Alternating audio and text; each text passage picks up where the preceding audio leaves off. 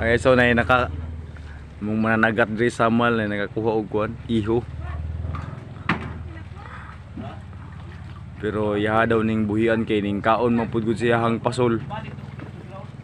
Na iha daw iuli. Yang buhian.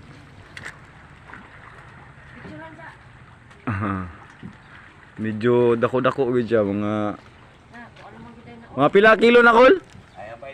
Mga 20 kilos.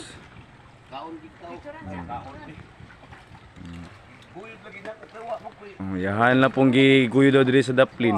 Iho gid siya guys oh. Si Uncle Boy.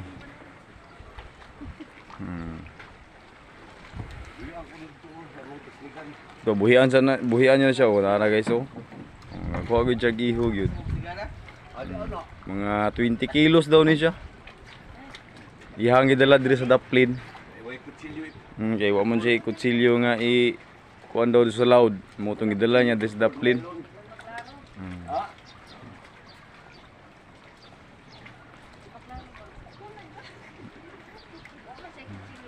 Pwede mo magunitan kol.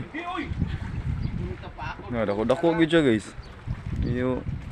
Kadi pa man siguro na mamatay no.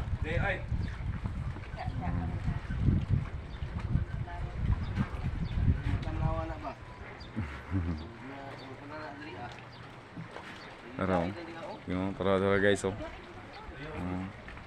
Maglisod siya kay murag mahadlok pa pud siya mugunit. Ayaw buhian tani kay. Yagi daw ang buhian kay ano pud. Balik ni siya. Tara guys oh.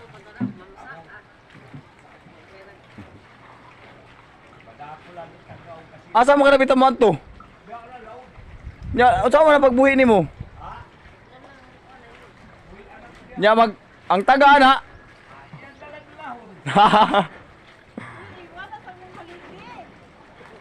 Guys, yang buhian sa loud.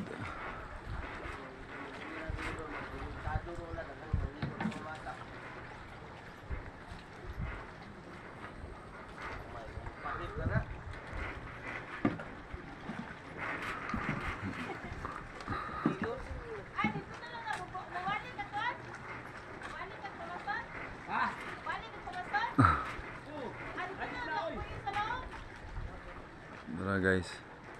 Gidala niya dito sa laom kay dito lang daw niya buhian. Nakakuha naman siya dari kutsilyo sa daplin. Ha? Ayan. Niyan lang siya diri sa baybay kay diri sa daplin kay kuha siya kutsilyo. Guys, yahan nang palayo.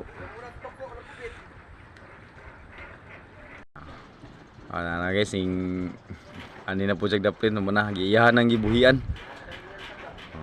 Yahan lang gibubod yahang pasol kay iho may hingkaon ni noon.